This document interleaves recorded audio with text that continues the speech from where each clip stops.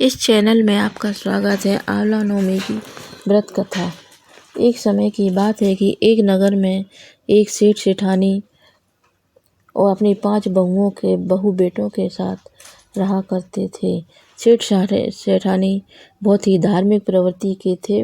उनके पास इतना रुपया पैसा चांदी सोना बहुत ही था कि उसे रखने के लिए उन्होंने नौकर चाकर रख रखे थे जो तराजू में तौलकर सोना चांदी रखते थे। सेठ सेठानी जी का एक नियम था कि वह सुबह पूजा अर्चन करके एक सोने का आंवला दान किया करती थी। उसके बाद ही वह खाना खाती थी। इस तरह दोनों सेठ सेठानी अपना जीवन यापन कर रहे थे।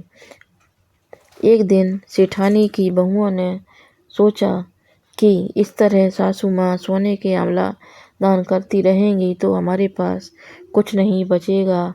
तभी सभी बहुओं ने मिलकर सासू माँ से कहा कि सोने के आंवले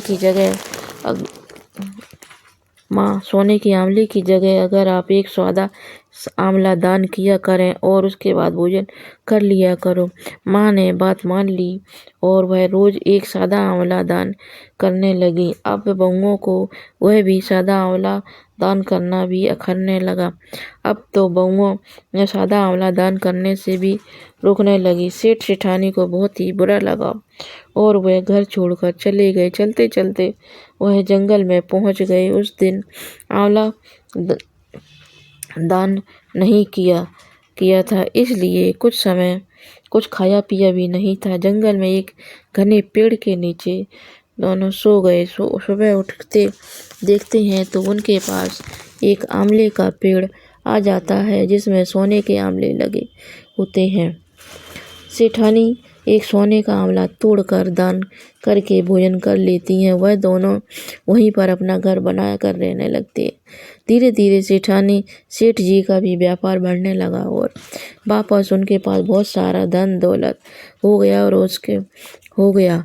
फिर वह रोज एक आंवला सोने का सेठानी जी दान करने लगी और सेठ सेठानी के घर से जाते ही उनकी बहुओं में आपस में लड़ने झगड़ने लगे, जिससे उनको व्यापार में घाटा हो गया। सारी पूंजी खत्म हो गई।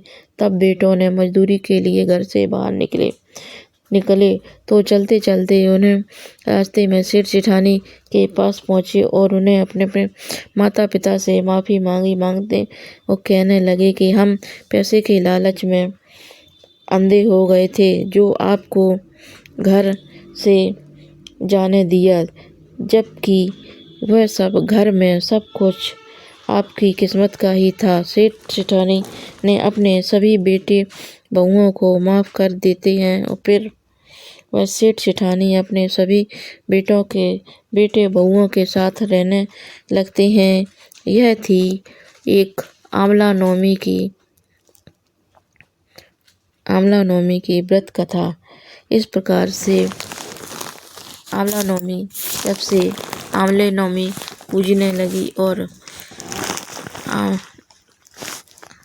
कहते हैं कि आंवले के पेड़ में ब्रह्मा विष्णु महेश तीनों का वास होता है। यह थी आंवला नवमी की व्रत कथा। जय श्री हरि विष्णु। आंवले के पेड़ का आंवला नवमी 10 तारीख की है। आंवला नवमी के दिन आंवले के पेड़ का पूजन अवश्य करें। जय माता लक्ष्मी।